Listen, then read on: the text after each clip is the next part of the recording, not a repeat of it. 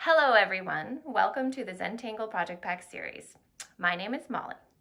I am going to be going through a couple of details before we get started here, and then we'll be on our way. This lesson is part of our first Apprentice Project Pack series. We're super excited about it because Zentangle Apprentice is part of the Zentangle family that focuses on designing products and lessons catered to our younger audience. We believe that we all have a child inside us, which makes all of these videos great for tanglers of all ages.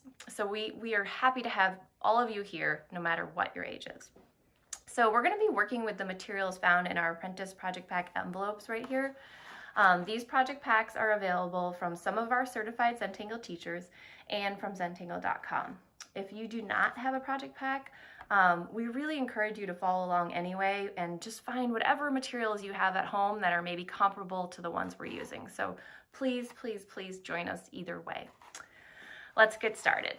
So I have an amazing crew of artists here with me today that are going to help me with this class. So I have Alex, Massey, Gwen, Indy, and myself, and I said my name is Molly, and I'm super excited to have this crew here because they're a group of kids that I am lucky enough to have with us pretty often because their moms all work at Zentangle. So we are we live Zentangle quite a lot with this crew here, and it's fun that they're able to join along with this this video series. So thank you for joining us. And today we're going to be starting off just teaching you guys a little bit about the Zentangle string, all right?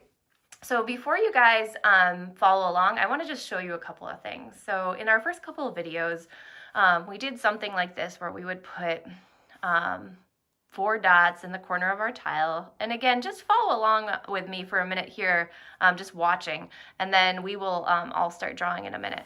And then with our pencils, we'll create a beautiful border. And then in the beginning, I think we created a string that was a little bit like a Z, and we divided up our tile. But strings can really be anything. They could be something quite simple that just divide your tile into maybe some sections like so. Or maybe strings could be something that divide your tile into sections that look maybe something like that, a little more geometric. So really, a string is just a way to get some pencil lines down on your tile and get you ready for tangling. So really different, right? All different sides of strings. So as you can see, just in the last minute, I created 3 different strings and had these tiles that could be ready for tangling. So today I'm going to invite all of you to do the same.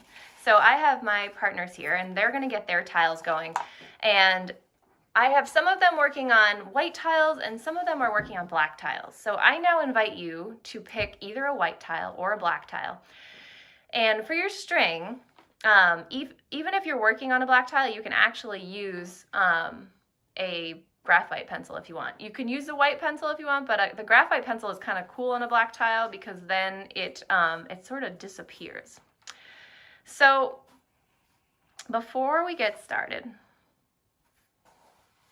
and I actually forgot a step here, so I'm going to have you guys put your pencils down for 1 second and take a deep breath, because the first step in the Zentangle method, and we often forget this part because we just got caught up in talking about strings and then we got caught up in getting our supplies ready, but we forgot that the first step in the Zentangle method is actually gratitude and appreciation. So a lot of times we just try to pause for a minute before we start drawing and give ourselves a moment to maybe think about something you're grateful for. Maybe just think about having a moment with some friends, having a moment by yourself, having a moment to create. Whatever it is for you, give yourself that time for gratitude. And it doesn't have to be long. It just gives you sort of some perspective for the time you have ahead. So Once we have that first step done, I now invite you to pick up your pencils and put our 4 dots in the corners of our tile. And then ever so lightly, connect those dots to create a border. And it doesn't have to be perfect. Notice I like to turn my tile as I go. Nice work, ladies. And then we're going to create what we call a string. And so I'm going to just grab those other tiles I showed you earlier as examples before we go ahead and do our own string. And you can see that the string was done pretty fast. I wasn't really worried about staying inside the lines that much. But what you want to think about is you want to create a bunch of spaces, but you don't want to have too many spaces because they'll get too tiny and you won't have a lot of room. So you want to just break it up into, you know, between 4 and 8 spaces, but you don't have to think about it too much.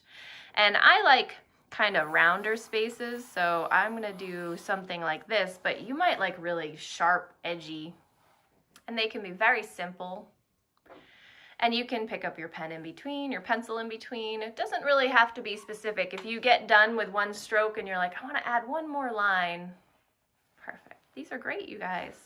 So I'm going to invite my friends here to show me what they came up with so that we can give you some ideas of what we're starting with here. There we have Indy's.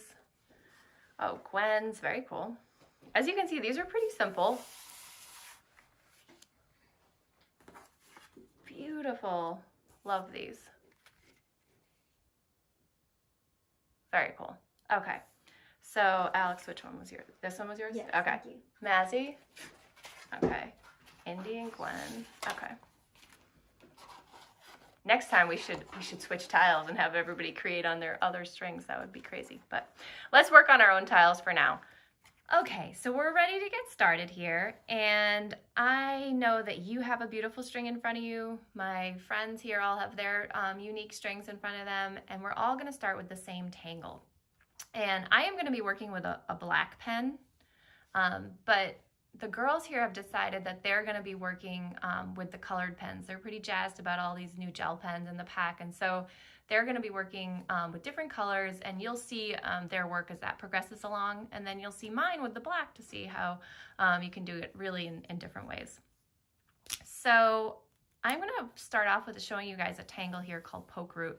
It's a favorite one amongst the crew here, and it's always been one of my favorites, and I love how it can kind of grow over and sort of take advantage of the space, and it's kind of, I don't know, it's kind of a fun one. So here we go. This is how Poke Root starts.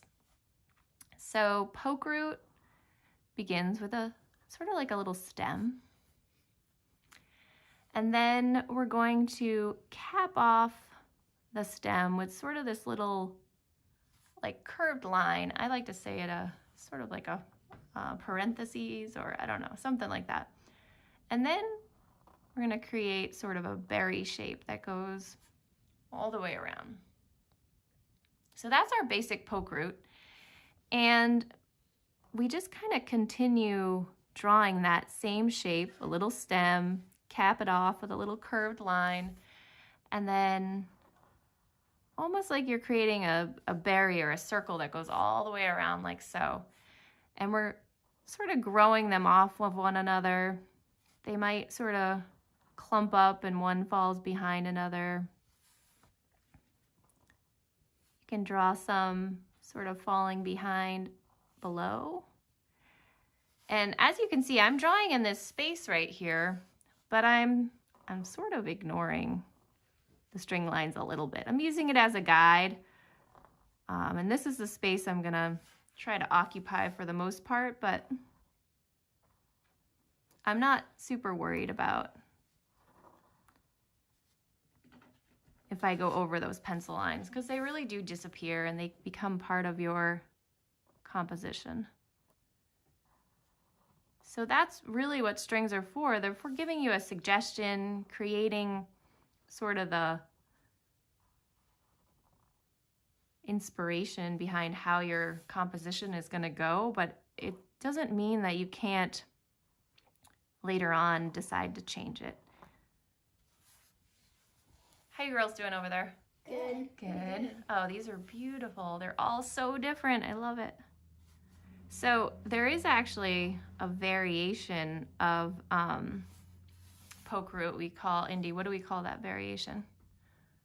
Double poke root? Double poke root's one of them. And what's the other one? Poke leaf? Poke leaf, right? Yeah. So we draw that one a lot.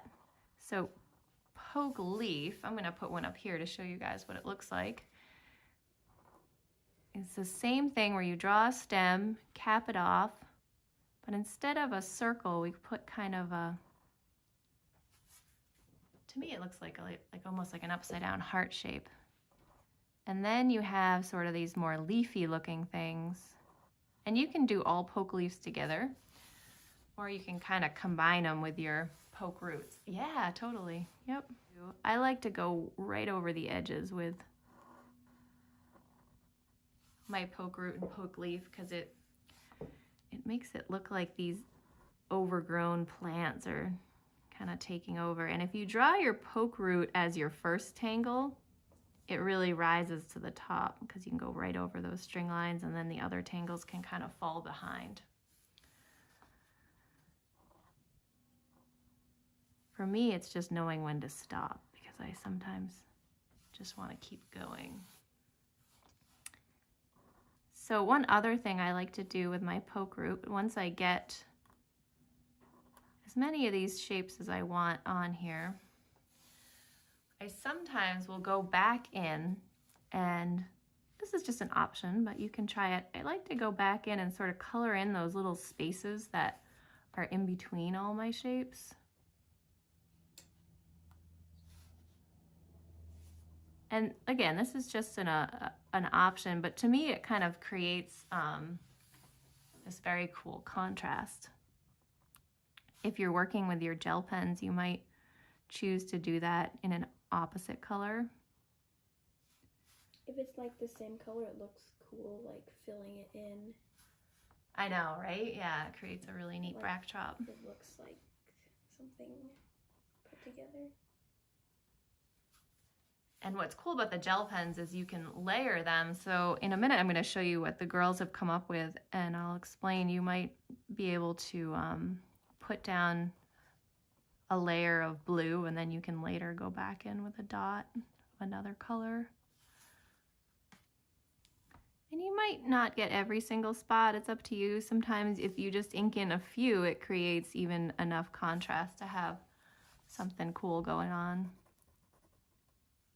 All right, so I think I'm just about done filling in my spaces.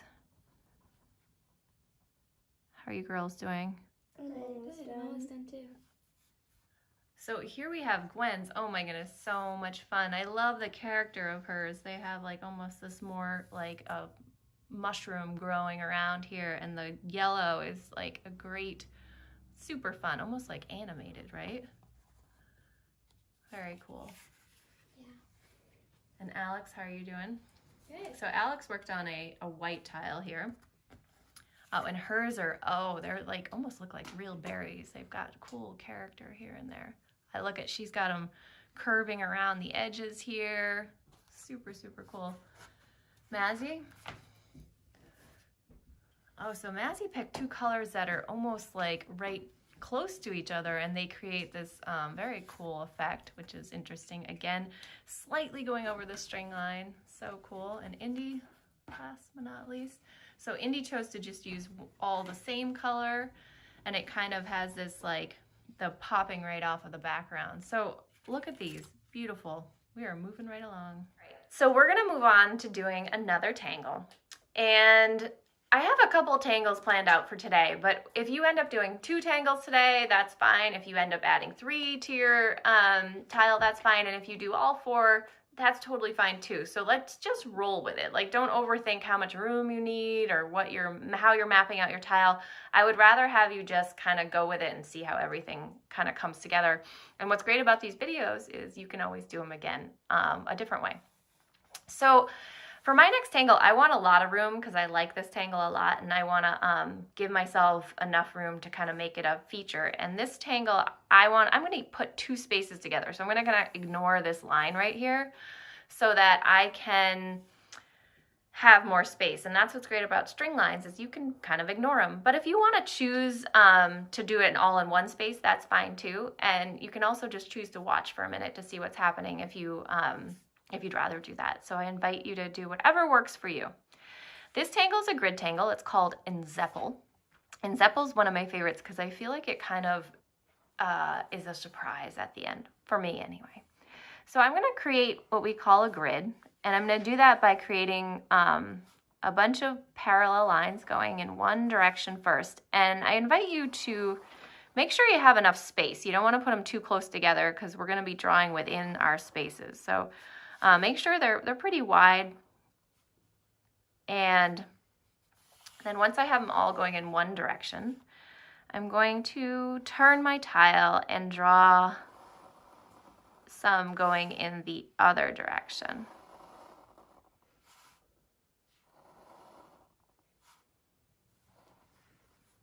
Okay. So I have a grid here, and I want to break up these squares I have in half to create some triangles. So I'm just going to do one in the middle to show you what I'm talking about. So I'm basically just going to go in one direction, creating a line. So I'm going to go into every single square and do the same thing. If you wanted to alternate the direction of those lines, you could do that, but for now, I'm just going to do them all going in the same direction.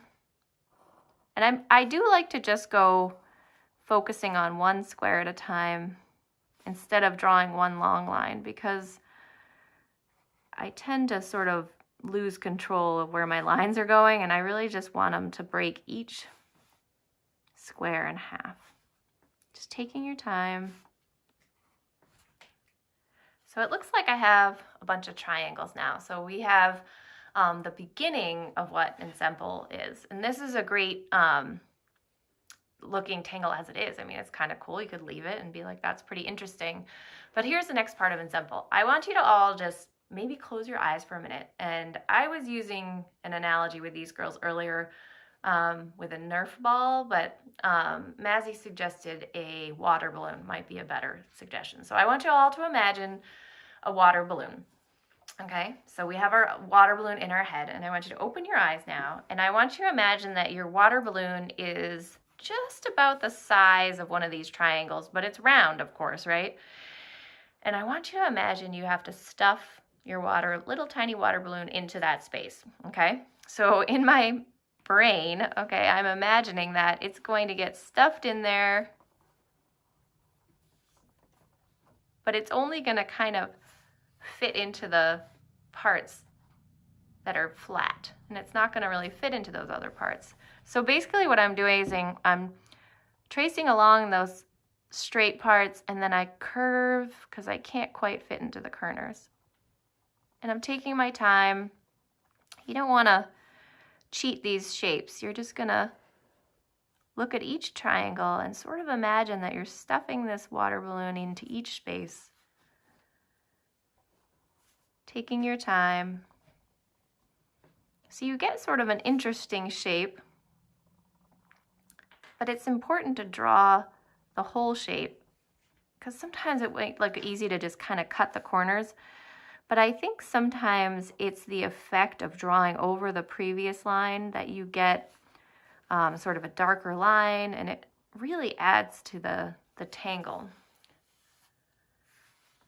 This happens to be a favorite tangle of mine as well. I have a lot of favorites, but I love I do like them all. There's some I like that are, well, maybe I just tend to teach the ones I really like because I get excited about them. They're all so awesome. This one's fun to shade too. Turning your tile as you go, just making it comfortable. Oh, these are beautiful, you guys. Love these. It's fun to see like how each person has a unique way of drawing the same pattern, and also because we're all working in different strings, our composition is coming out a little bit different. And like I said earlier, I combined two of my sections because I wanted a bigger section, and that's what's so great about these strings is you can kind of see how that original string line, once we get our shading in, and that's just going to disappear. So Don't worry about that. Oh, this is pretty fun. Oh, I got one more here. All right, so it looks like we're all done with our enzeppel, and I'm gonna wait to show you the girls' enzeppels till after we finish this next tangle, because they actually just can't stop drawing right now, so that's fine. I am going to start the next tangle, and this next tangle is called Printemps. It's all about spirals, and we use it quite often because it fits into compositions quite well, and it adds a nice contrast to these two tangles that have a lot of open space.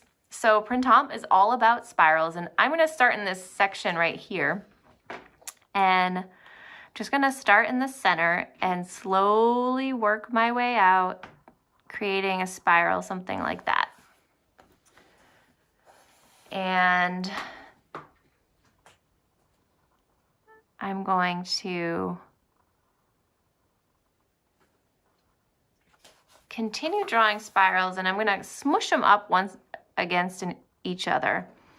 And the girls here, we decided they're all going to do variations of Printemps. So when you see what they've done, you'll see that this tangle can be done in so many different ways. And Zentangle is all about repetition and learning the same tangles, but putting a little bit of a twist on them. And I love how this adds sort of a texture.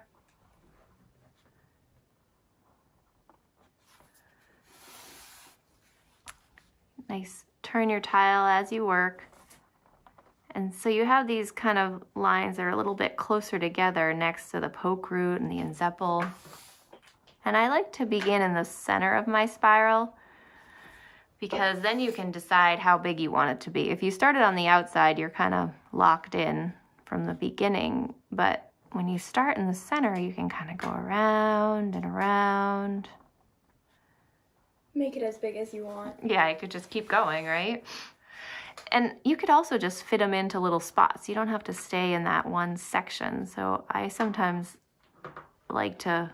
Yeah, mine is kind of taking over my poke root. You're right, exactly. Combining them with your other tangles. Yeah, and I'm overlapping some, which is fun too. Right.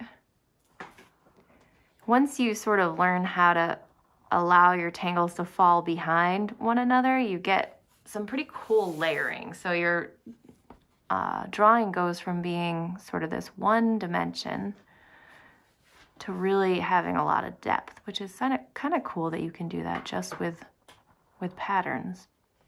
I like these patterns because they have like a story to them. And like some of them, they kind of act like characters. I like that, Maz. So let's see here. I've filled in this whole section with Printemps. I'm just trying to decide if I want to... Yeah, I think I am. What about this? So what if you just started to do a little bit of a pattern, like almost as if it fell behind? So I'm just going to play around with adding some spirals here to the other side. And I don't know what's going on with your tile, but you may have seen an opportunity where you can add some in different places. Making my spirals go in like different directions. Oh, like So going to the start right and then... Yeah. All right, so I kind of like how these, maybe add just, I think I'm just gonna go to about there. All right, how you guys doing with your Printemps? Pretty good. Pretty good. Oh my goodness, they're all so different. Love it, love it, love it, love it. All right, so perhaps you're still filling in a little bit of Printemps on your tile. The girls are just wrapping up theirs on their tiles, and I am gonna get ready to add one more tangle to my tile. All right, it looks like we're ready for one more tangle, and the girls and I have agreed to take out an old favorite, and I think this will add a nice contrast to our tiles. So we're gonna show you guys a tangle called Knightsbridge, and Knightsbridge is basically a checkerboard. And me, I'm working in my black and white on white tile here, so I'm gonna have a very basic black and white checkerboard. But the girls have decided to work with their colored pens, and so they might draw their grid out, which I'll show you in a second here, with one color, but then color in their there's spaces with a different color, which I think would be really cool. But either way, I think yours is going to be amazing. And this is what we're going to do for Knightsbridge. I'm going to draw a grid here, and I'm not going to do it, I'm going to use this section right here, but I'm going to do mine a little bit on an angle because I like it, might be a little more interesting. So again, I'm going to draw some lines going in one direction. And I don't want to make them too tiny because that would be a lot of little squares to color in. So, and they don't have to be perfect. They're going in one direction, basically. Then I'm going to turn my tile this way to draw them going in another direction. I kind of want them evenly spaced, but they don't have to be perfect. This line would have gone all the way through to here, I think, so. And then maybe I can fit one more right here. I'm going to pretend maybe that's right there, I think. All right. So I have my grid here, and the first thing I want to do is just pick one square. Like, don't worry about the rest, just pick one square, and we're going to ink it in. I'm going to color that square in, okay? Just worry about that one square, and we're going to color it in. And just take your time inking in that one space. And you might have a technique you like to color in. You might like every single white space to go away, or maybe you kind of like the texture of the scribbles and the little lines that get left behind, and either way is fine. So I have one square filled in. Now, if I colored in this way and that way, then I'd just have a bunch of, black space. So really want to think about trying to color in every other space.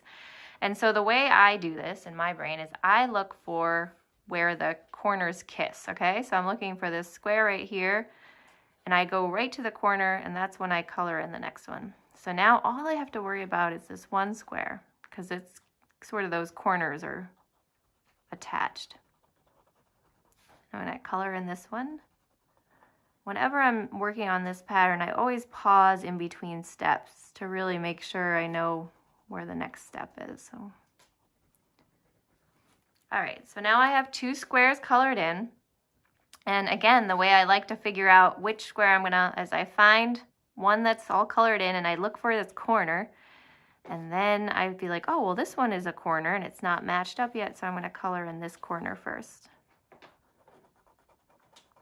But you might find a different trick for doing Knightsbridge, trying to figure out a way to color in every other square. And you know what's cool about Zentangle? If you end up coloring in one that's not every other, you can still have a beautiful pattern. It doesn't have to be exact. And I think that's what's great when you finally realize that it's okay if there's something a little bit different about each pattern. If it wasn't exactly how you thought it was going to come out, it's okay. I kind of like I made a mistake in coloring them in, so I connected them to make it look cool. Exactly. Yeah. You just go with it. This is such a simple pattern, but it's actually kind of hard. Yeah, it's complicated. You have to really focus. But it looks beautiful no matter what. We've done this pattern so many times, and sometimes I color in two next to each other, and then I just keep going, and in the end, it actually just looks like it's part of your design. And sometimes when you're drawing these patterns, you get an idea or you get inspired to go in another direction, and I always say, go for it. So just take your time. I like to sort of get lost in these opportunities to just color in and take your time. Watch your pen go back and forth. Everybody goes at a different pace. You know, what's great about working with a video is you can just pause it until you're done, or go back and watch it again. Maybe you do it a different way.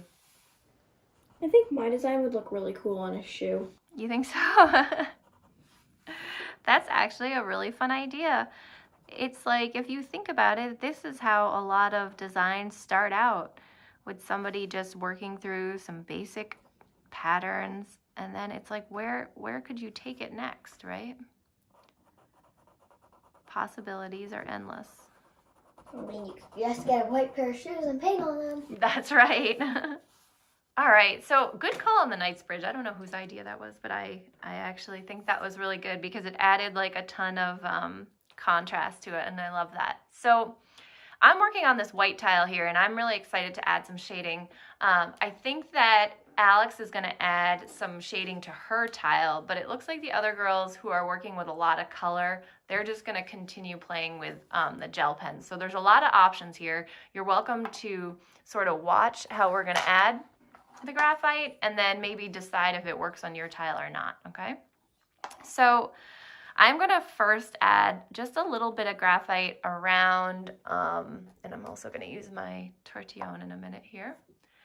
I'm going to start with the poke root, and when I'm adding shading to my poke root, I sometimes just look at one that's overlapping another poke root, and I add a little bit of graphite. I'm going to show you guys the whole step here, and then I sort of buff it out just a tiny bit to add. See how that adds like a nice little shadow? And then I'm going to go around to all of them, and I sort of like to go back and forth and sort of buff them out as I go along, but you might like to do it a different way. There's no wrong or right way to do that. In fact, when you're shading with Zentangle, there's not a wrong or right way to shade in general. You might pick a whole other way. I'm going to actually also add some shading. See where it goes over the printemps? I'm going to add like a little bit of graphite under here so it looks like it's kind of going over it, which is kind of fun.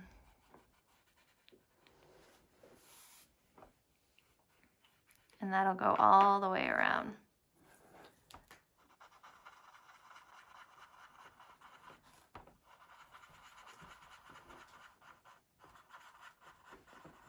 All right, so I have all my shading on my poke root done here, and now I'm going to add shade. I'm going to kind of skip over the printemps. I'm going to do my enzeppel here. This is my favorite tangle to shade, and if you have it nice and big like this, you can kind of do the same thing as me, or you might like it unshaded. That's fine too. So what I love to do on my enzeppel is I just very carefully, I take a little bit of graphite and I just put it all around the edges of this one kind of like shape we have here. And then I just gently sort of buff it out, and then you want to leave that center to look unshaded. Look how magical that looks. So look at the difference to all of those.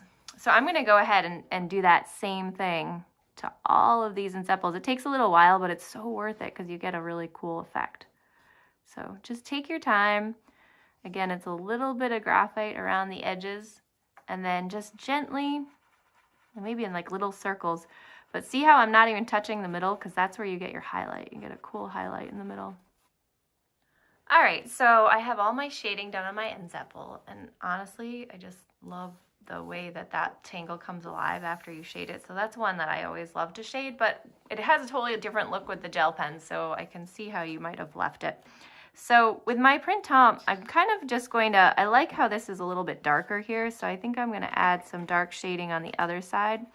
But shading is optional. The thing I always like encourage folks when they're adding graphite is to, you don't want to color it all in, you want to leave some left unshaded, and that gives you sort of that highlight. So I'm just adding a little bit of graphite here and there to create some contrast. So you can see how I added graphite here and this part is left unshaded, and that kind of adds some nice contrast.